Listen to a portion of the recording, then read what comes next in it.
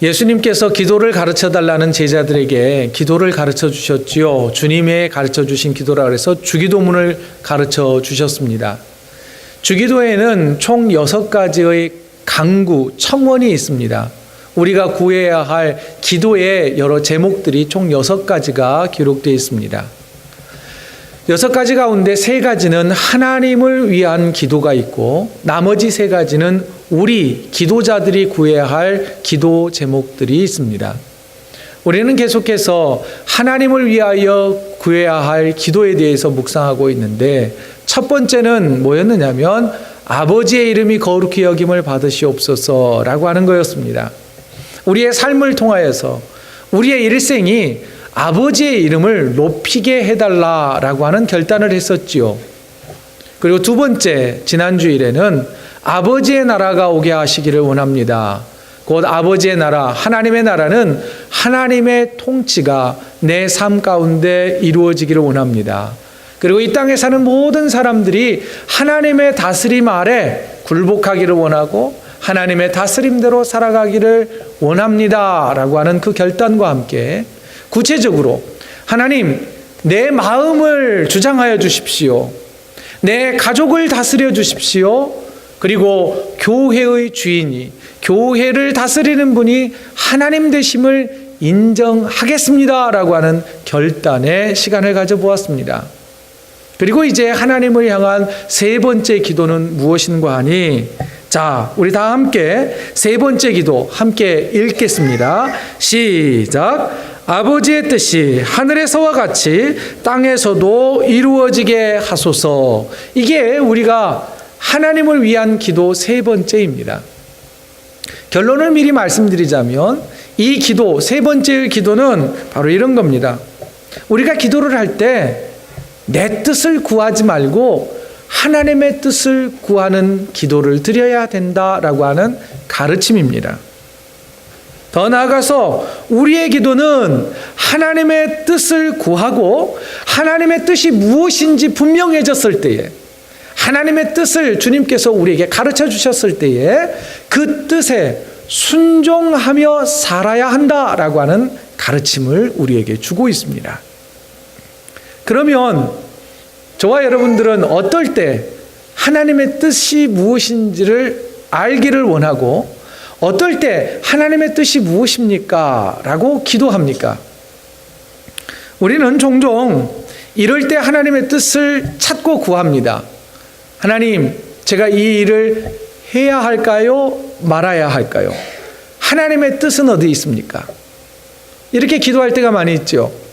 또 우리의 자녀들이 대학을 진학을 할 때 하나님, 우리 아이가 어느 대학에 가면 좋을까요? 이러면 얼마나 좋을까요? 점수가 넉넉해서 여러 대학이 있어요. 그 대학 가운데 어느 대학을 갈까요? 하라고 선택할 수만 있다면 참 좋겠지요. 또 하나, 하나님, 우리 자녀가, 우리 아이가 어떤 과를 선택하는 게 하나님의 뜻인가요? 하나님의 뜻은 어디 있습니까? 말씀해 주십시오 라고 기도할 때가 있습니다. 또한 하나님, 제가 신앙생활을 참 잘하고 싶습니다.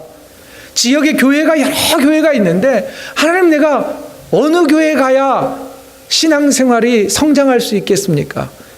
또 한 번씩 우리가 교회를 이렇게 다녀보지 않습니까? 하나님, 이 교회가 하나님이 뜻하시는 그 교회입니까? 물을 때가 있죠. 또 우리가 배우자를 위해서 기도하지 않습니까? 그리고 이 남자친구와 여자친구를 또는 배우자를 선택할 때 기도합니다. 하나님, 이 남자가 또는 이 여자가 하나님이 원하시는 배우자입니까? 하나님의 뜻은 어디 있습니까? 내가 선택할까요, 말까요? 이런 기도를 자주 드립니다. 그리고 또 어떨 때는 성도님들은 목자인 저에게 목사님, 제가 어떻게 해야 하나님 뜻일까요? 목사님, 제가 어떻게 할까요? 물어요. 그럼 저도 하나님의 뜻이 어디 있는지 잘 모르기 때문에 대답을 대부분 이렇게 하죠. 기도해 보시지요. 저도 기도하겠습니다. 그래서 기도합니다. 여러분들이 저에게 던져 주신 질문을 가지고도 기도를 하지만 저의 삶 속에서도 하나님의 뜻이 어디에 있는지, 어떤 선택을 하길 원하시는지 저도 궁금해서 자주 하나님 앞에 기도를 드립니다. 하나님 뜻은 무엇입니까? 그런데요, 그렇게 기도할 때마다 정직하게 말씀드리자면 하나님의 뜻을 묻는다고 기도를 하지만 대부분의 결론은 어떻게 나느냐면 내가 좋아하는 것, 내가 하고 싶어 하는 것, 또한 내가 가고 싶은 곳, 또는 내가 이익이 되는 곳으로 거의 다 결정을 하더라는 거예요.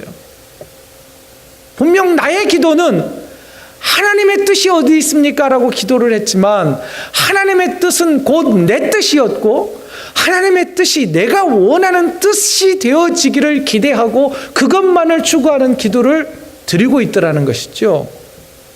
이런 의미에서 볼 때 저의 기도는 굉장히 많이 수정되어야 하는 기도라고 하는 것입니다. 그런데 만일 우리가 오늘 묵상하고 있는 아버지의 뜻이 하늘에서와 같이 땅에서도 이루어지게 하소서라고 하는 기도를 하고 있다면 정말 하나님의 뜻을 구하고 있느냐는 거예요. 그리고 이 기도를 하고 있는 저와 여러분들이 이 기도를 했어요. 하나님의 뜻이 정말 무엇인지 분명하게 하나님이 가르쳐 주었어요. 그러면 그 뜻에 따르겠다라고 하는 결단을 하면서 기도를 하고 있냐라고 하는 것이에요. 주님께서는 그것까지를 요구하시는 거예요. 그냥 아버지의 뜻이 하늘에서와 같이 땅에서도 이루어지기를 원합니다. 그 기도를 그냥 주문을 내듯 하는 것이 아니라 진짜 하나님의 뜻이 무엇인지 드러났을 때 순종할 수 있겠냐? 순종하겠습니다 라고 하는 결단이 있을 때 이 기도를 드리라는 거예요. 그래서요, 이 주기도문을 제가 자주 언급하는 그 김영복 목사님은 책 제목을 뭐라고 그랬냐면 위험한 기도래요. 저는 위험한 기도라기보다는 두려운 기도 또는 무서운 기도가 주기도 같습니다. 그냥 우리가 습관적으로 암송하는 이 주기도문 안에 이런 깊은 뜻이 서려 있다고 하는 것을 저도 또한 계속해서 설교를 하면서 깨닫고 있습니다. 자, 이 두려운 기도, 더 나아가 저는 무서운 기도라고도 보여집니다. 이 기도 가운데 하나님의 뜻을 구하는 기도를 우리가 해야 한다는 것이죠. 그런데 간혹 하나님의 뜻이 어디에 있는지 우리는 잘 분간하지 못할 때가 있어요. 왜 그렇지 않습니까? 하나님 도대체 나에게 왜 이런 시련을 주십니까? 왜 이런 고난을 주십니까? 저는 도저히 하나님의 뜻과 의도를 모르겠습니다 할 때가 있잖아요. 그런데요, 분명하게 하나님의 뜻을 계시해 주실 때가 있습니다. 그게 뭐냐면 하나님의 뜻이 그러면 무엇일까라고 물어본다면 하나님의 뜻이 성경에 기록되어 있어요. 그건 뭐냐? 첫 번째예요. 다 같이 한번 읽어볼까요? 시작. 하나님의 뜻은 모든 사람이 구원을 받는 것입니다. 하나님의 뜻은요, 온 열방이, 온 세상이 구원받는 것이 하나님의 뜻이라고 우리에게 말씀해 주고 있습니다. 여러분, 구약성경 요나서를 아실 겁니다. 물고기와 관련되었던 그 요나.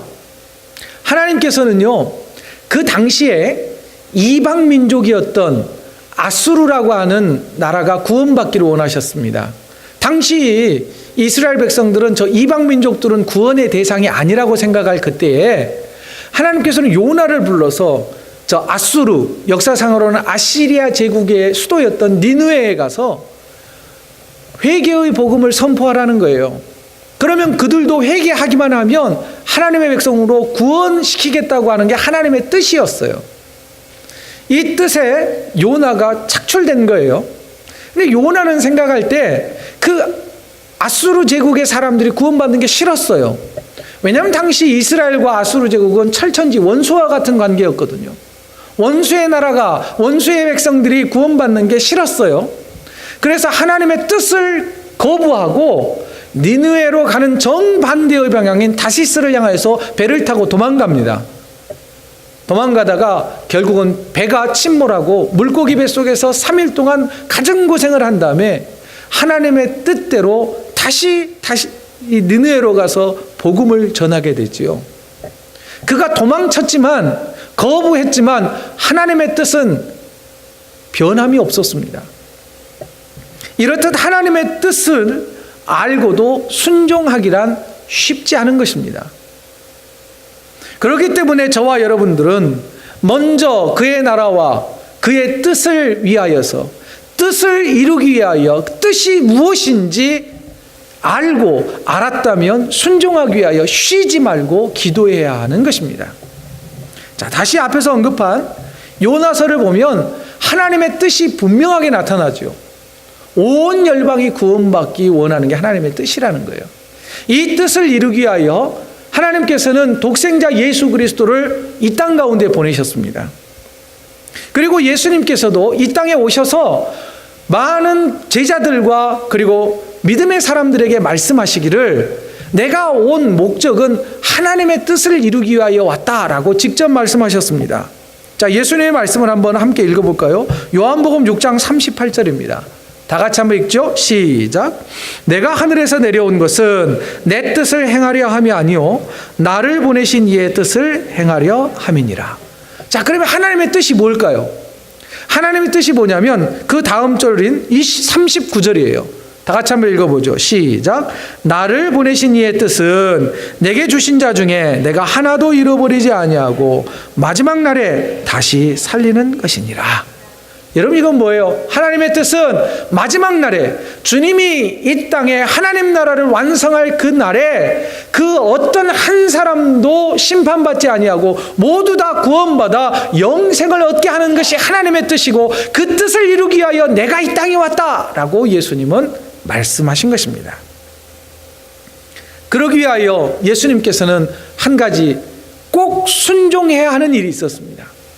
하나님의 뜻을 이루기 위하여 온 인류를 구원하시기 위하여 예수님께서 반드시 거부할 수 없이 받아들여야 하는, 순종해야 하는 일은 뭐였냐면 십자가에 달려 고난 가운데 죽는 것이었습니다. 그 십자가의 고난을 겪지 않고서는 이 온 인류를 구원하는 일은 불가능했기 때문입니다. 그런데 예수님께서는 이 사실을 아셨음에도 불구하고 하나님의 뜻이 십자가에 달려 내가 죽어야 한다는 것을 아셨지만 십자가에 달리시기 전날 밤에 겟셋마네 동산에 올라가셔서 기도하셨습니다. 예수님은 이렇게 기도하셨죠. 아버지, 제가 이 십자가를 지지 않으면 안 될까요? 이 고난의 잔을 거부하면 안 되겠습니까? 여러분, 좀 이상하지 않아요? 하나님의 뜻을 알고 오신 예수님께서 왜 이렇게 십자가를 거부하셨을까요? 이 기도를 드릴 때 예수님은요, 우리와 똑같은 인간의 마음을 가지고 계셨습니다. 인간의 본성은요, 죽음 앞에 두려움을 느끼는 겁니다. 또 하나, 고통을 느낄 때 힘들어 한다는 거예요. 여러분, 고통 앞에서 참을 수 있는 사람은 그리 많지는 않을 것입니다. 이런 온전한 인간이셨던 예수님께서는 그 고통을 두려워하셨던 거지요.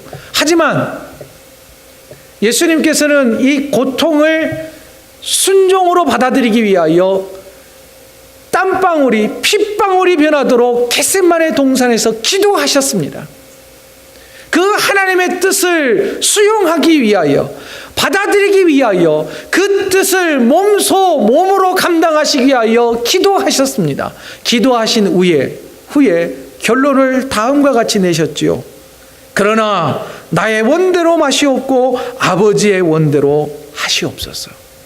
그리고 십자가를 등에 지고 골고다에 오르셔서 손과 발에 못이 박히시고 허리에는 창자국이나 모든 물과 피를 다 흘리신 이후에 우리를 구원하신 거 아닙니까? 여러분, 이런 예수님의 이 사역과 겟셋마네의 기도를 통하여서 우리에게 가르쳐 주신 교훈은 무엇일까요? 첫째는 이것입니다. 하나님의 뜻이 무엇인지 분명하게 알아도 그 뜻대로 순종해 가는 것이 이만큼 어렵다라고 하는 것을 가르쳐 주셨습니다. 또 하나는 제자들에게 주기도문을 가르쳐 주셨잖아요. 아버지의 뜻이 하늘에서와 같이 땅에서도 이루어지기를 원한다고 그렇게 기도하라고 가르쳐 주셨잖아요. 그렇게 기도하셨던 예수님께서 몸소 그 뜻이 이루어지도록 사는 것이 무엇인지, 하나님의 뜻에 순종하는 것이 무엇인지, 그 뜻이 어떤 것이든지 어떤 방법이든지 반드시 순종해야 한다는 것을 몸소 보여주셨습니다. 그러면서 제자들에게 너희도 이와 같이 하라라고 말씀하시고 명령하신 것이죠. 그리고 예수님께서 부활하신 이후에 이제 하늘에 오르시면서 제자들과 성도들에게 이 하나님의 뜻을 너희도 이루어야 되지 않겠느냐라고 말씀을 남기셨습니다. 그 말씀이 뭐냐면 마태복음 28장 19절과 20절입니다. 우리 다 같이 한번 읽어보죠. 시작.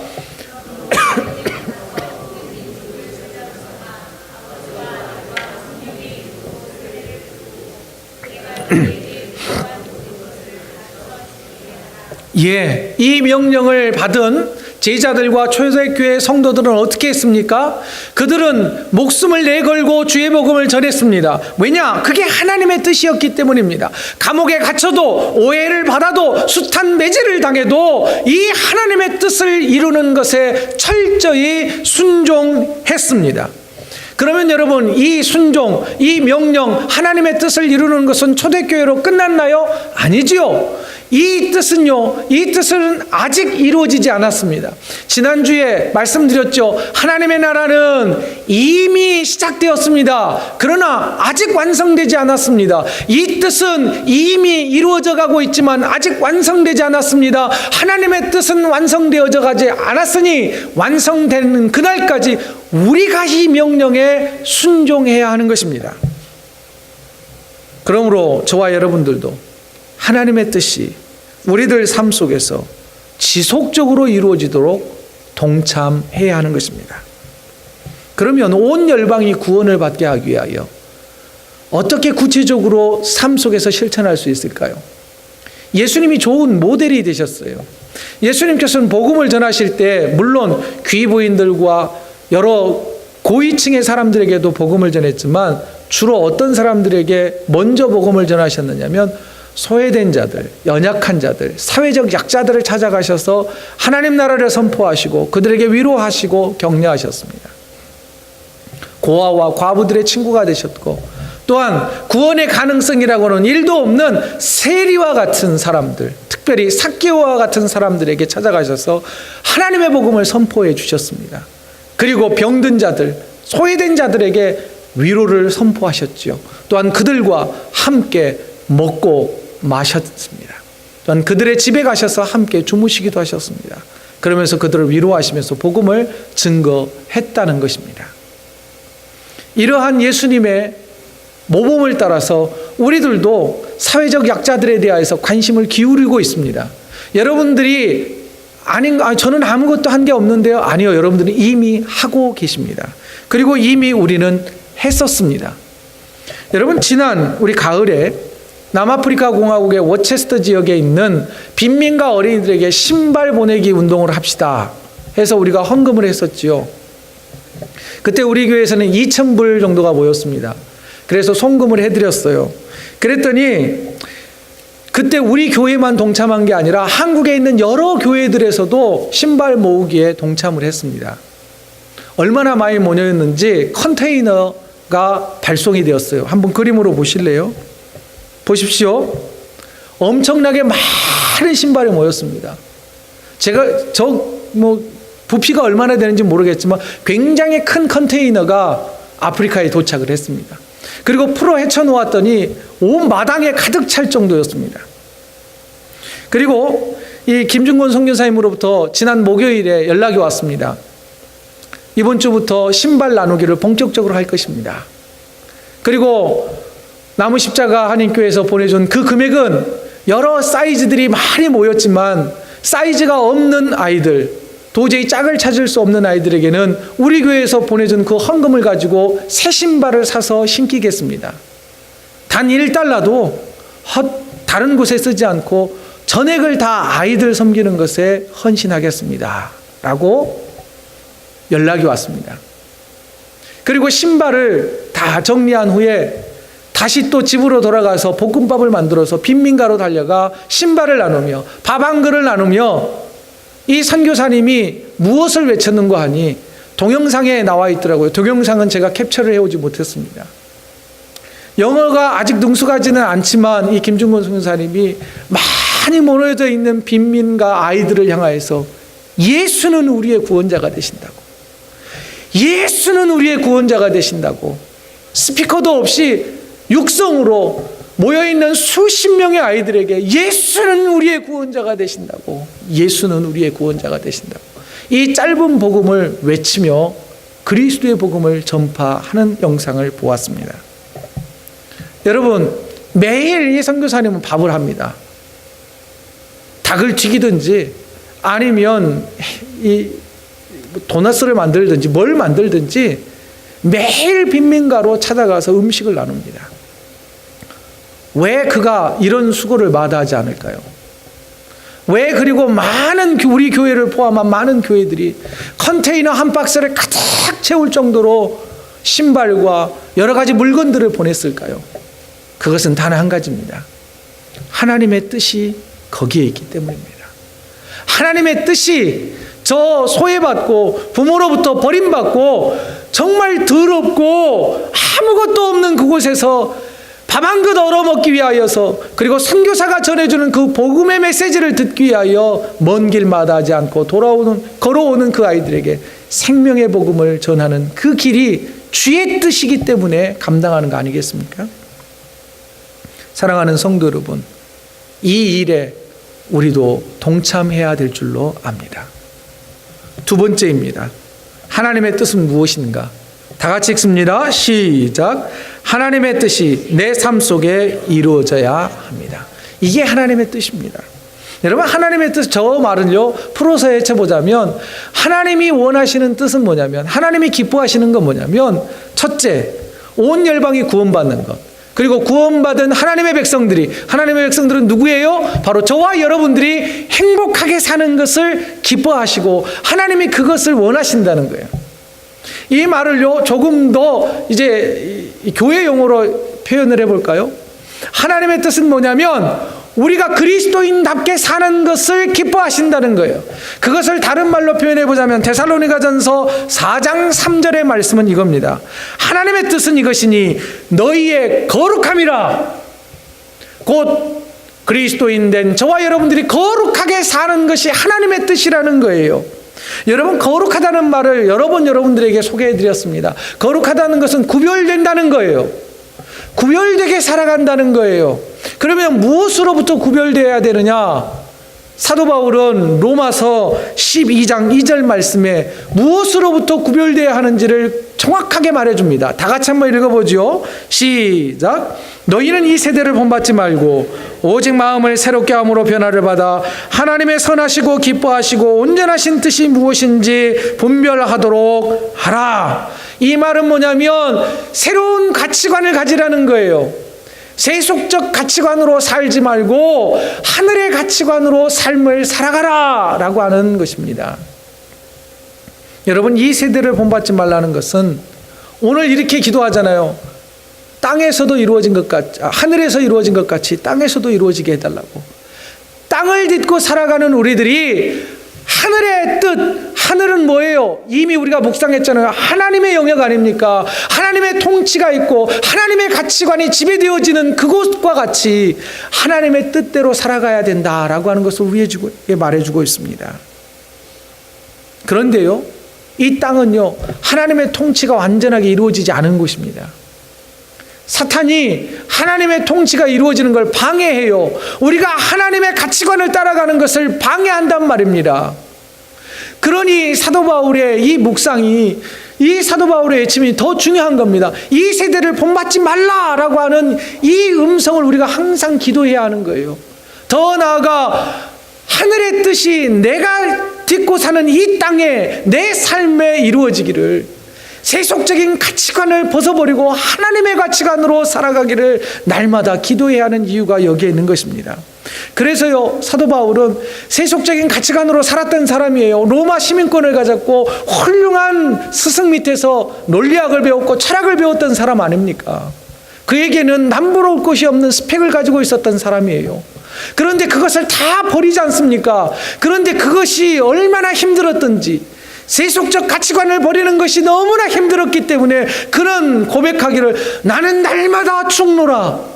십자가 앞에서 내가 죽어지지 않으면 세속적 가치관이 나를 계속 붙들기 때문에 나는 날마다 죽노라. 날마다 죽노라라고 하는 고백을 했던 거 아니겠습니까? 살아가는 성도 여러분, 사탄은요, 땅의 가치관을, 땅을 딛고 살아가는 저와 여러분들에게 세속적인 가치관을 심어주는데, 그 가치관 가운데 가장 우리가 벗어나기 힘든 가치관이 뭐냐면 숫자입니다. 숫자. 점수로 등수를 매기죠. 돈의 액수로 사람의 가치를 평가를 하는 시대 아니겠습니까? 여러분, 심지어는요, 교회도 숫자로 그 교회의 영성을 평가합니다. 더 나아가 숫자로 그 교회의 담임 목사의 영성을 가늠해요. 여러분, 큰 교회 목사님이 영성이 좋을 것 같지요? 물론 좋을 수 있습니다. 하지만 요즘 한국 교회 먹칠하는 목사님들은 다 큰 교회 목사님이더라고요. 그런 면에서 볼 때 참 죄송한 말씀이지만 작은 교회에서 신실하게 목회하는 그분들의 영성이 훨씬 더 뛰어난 거 아닙니까? 그렇잖아요. 여러분, 세속적 가치관으로 볼 때는 많은 것, 큰 것이 좋은 것 같지만 전부 다 그런 건 아니다라는 거 우리가 느끼면서 알지 않습니까? 여러분, 세상의 가치관은요, 모두 다 숫자 노름이에요. 그러다 보니 이만큼 투자를 했으면 더 많은 것을 얻는 것이 선하다고 이야기를 해요. 그러나 교회의 가치관은 그게 아니에요. 하늘의 가치관은 그런 게 아니란 말입니다. 하나님은 이렇게 말씀하세요. 한 영혼이 천하보다 귀하대요. 이게 말이나 됩니까? 한 영혼을 구하기 위해서는요, 교회 재정을 다 써도 아깝지 않다. 이게 교회의 가치관이라는 거예요. 하나님의 가치관은요, 미련한 자들을 선택하셔서 강한 자들을 부끄럽게 하시고 지혜로운 자들을 부끄럽게 하시는 게 주의 가치관이라는 거예요. 여러분, 이 가치관이요, 누구에게 임하였느냐면 앞서 언급했던 구원의 가능성이라고는 1도 없고 손가락질만 당하고 매국노요 피거머리 같은 삭개오에게 임하였습니다. 그는 세속적 가치관에 붙들렸던 사람이에요. 돈을 쌓기 위해서는요, 수단과 방법을 가리지 않았던 사람이에요. 그가 예수님이 지나갈 때 어디에 올라갔습니까? 돌무화과 나무 위에 올라갔잖아요. 키가 작았기 때문에 핸디캡을 어떻게든 극복해보기 위하여, 더 높아지기 위하여, 세속적 가치관에 정점을 찍기 위하여 수없이 노력했던 사람이 삭개오입니다. 그런데 주님이 삭개오에게 첫 번째 하신 말씀이 뭐예요? 삭개오야, 내려오라. 그만하면 됐다는 거예요. 세상의 가치관에 물들어서 높아지고 더 많이 쌓고 하려고 하는 삭개오에게, 삭개오가 혹시 우리는 아닐까요? 우리에게 주님은 말씀하세요. 새로운 가치관의 말씀을 우리에게 던져주시는, 내려오라는 거예요.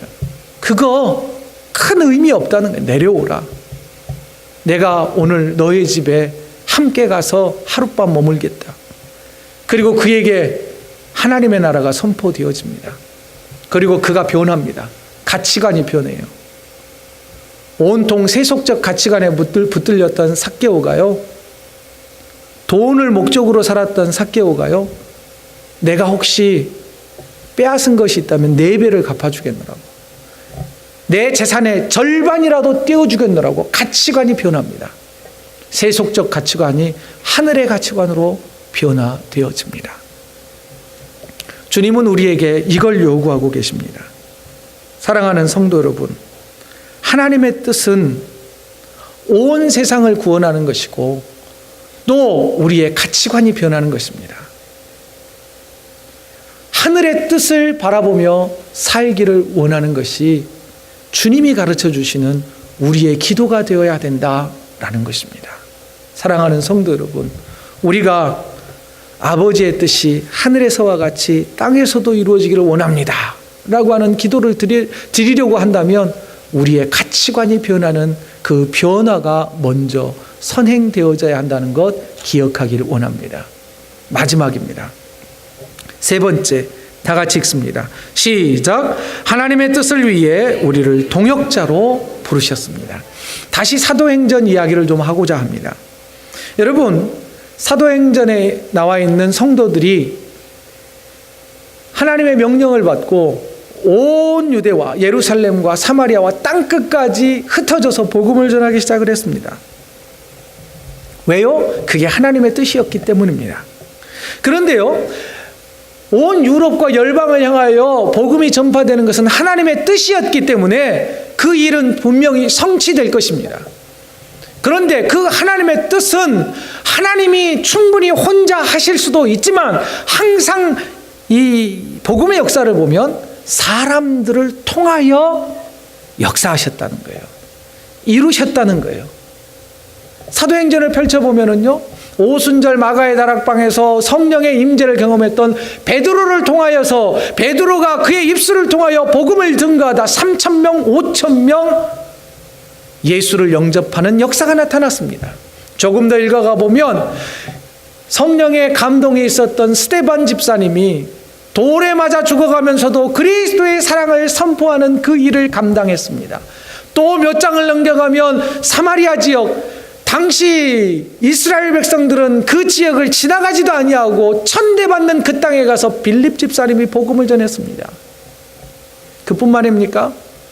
여러분, 사도 바울과 실라를 통하여, 바나바를 통하여, 마가를 통하여 온 유럽을 다니면서 숱한 고난과 매맞음과 배고픔과 곤란 가운데서도 감옥에 gat히면서도 주의 복음을 전하는 그 일에 그들이 동참했다는 거예요. 그들뿐만이 아닙니다. 성경이 기록되어 있지 않지만 로마의 박해를 벗어나서, 또한 유대인들의 핍박을 벗어나서 도망친 많은 그리스도인들로 인하여서 그리스도 이름도 없이 빛도 없이 그들의 삶을 통하여 복음이 전파되었다는 거 아닙니까? 여러분, 그 일은 다시 말씀드리지만 사도행전으로 끝나는 게 아니에요. 여러분, 이런 운동이 있었습니다. 액츠 29. 사도행전은 28장으로 끝나지만 사도행전 29장은 우리가 써가야 한다는 거예요. 이 일에 주님이 우리를 동역자로 부르셨다는 거예요. 자, 그러면 이 구체적인 이 주의 복음을 전파하는 일에 어떻게 우리가 동역할 수 있을까요? 복음을 전하는 것이죠. 입술을 열어 그리스도의 복음을 전파하는 것입니다. 하나님이 우리를 얼마나 사랑하는지를 소개하는 것이죠. 이것을 전문용어로 뭐라 그런지 아세요? 전문용어, 전도라고 표현합니다. 그런데 여러분, 아무 어떤 이 소스도 없이 어느 날 갑자기 전도하기가 쉽지 않잖아요. 그래서 여러분들에게 좋은 기회를 제공해 드립니다. 본방학이 되면 우리 아이들에게 팝콘 키즈 캠프가 진행이 될 겁니다. 언제부터라고요? 3월 28일, 18일, 29일, 19일 왜 이러지? 다시 3월 18일, 19일, 20일 3일 동안 진행됩니다. 그때 전도의 기회로 삼아보자는 거예요. 여러분, 전도는요, 교인 숫자 늘리자는 거 아닙니다. 한 영혼을 주께로 인도하자는 것입니다. 여러분, 이게 목표가 되어야 되는 것입니다. 믿지 않는 자녀와 부모들이 교회의 문턱을 좀 넘어보게 하자는 거예요. 여러분, 이게 얼마나 큰 일인 줄 아십니까? 저는 어릴 때부터 신앙생활을 했습니다. 4월 초파일이 되면 누군가는 절밥 먹으러 간다고 그러더라고요. 그렇게 맛있대요. 저는 한 번도 못 갔어요. 왜냐하면 너무 부담스럽고 익숙하지 않기 때문이에요. 여러분, 생각해 보세요. 교회 한 번도 오지 않은 분들에게 우리 교회 와봐, 밥이 맛있어, 밥 먹자, 올 수 있을 것 같아요. 이게 보통 일이 아닙니다. 교회 문턱을 한번 넘게 해보자는 거예요. 그리고 저 어렸을 때 흰구름 뭉게뭉게 비는 하늘에 여름 성경학교 때 배그 천사들이 서울에서 내려왔어요. 그때 일을 기억할 수가 없습니다. 천국을 경험했어요. 저는 어렸을 때부터 그 헌신을 통하여서 교사들과 집사님과 장로님들이 제 마음밭에 날마다 씨앗을 뿌려주셨어요. 무슨 씨앗이요? 복음의 씨앗. 또한 그들이 받았던 사랑의 씨앗을 제 마음밭에 계속 뿌려주셨단 말이에요. 그 씨앗이 어쩌면 지금 열매로 나타난 게 아닐까. 그분들의 수고와 씨 뿌림의 수고가 있었기에 내가 그래도 이마만큼 주의 종으로 사역을 감당하는 게 아닐까. 그분들의 수고와 노고에 감사를 드릴 뿐입니다. 여러분, 이 일에 동참하자는 거예요. 우리는 뿌리는 일을 하자는 거예요. 뿌리면 주님이 자라게 하시고 열매 맺게 하실 것입니다. 말씀을 정리하겠습니다. 우리의 기도가 나의 뜻이 아닌 하나님 아버지의 뜻을 구하는 기도로 수정되기를 원합니다. 아버지의 뜻은 온 인류가 구원받는 것이고 저와 여러분들이 행복하게 사는 것입니다. 우리의 삶 속에서 행복하게 살기 위하여 하늘의 가치관으로 변화되어지는 은혜가 있기를 원합니다. 더 나아가 하나님의 뜻을 이루는 이 일에 동역자로 우리를 초청하고 있으니 우리가 이 일에 감사합니다. 저를 불러주셨으니 이 일에 동참하겠습니다라고 기쁘게 동역하는 저와 여러분들의 삶에 은혜가 충만하시기를 주의 이름으로 축원드립니다.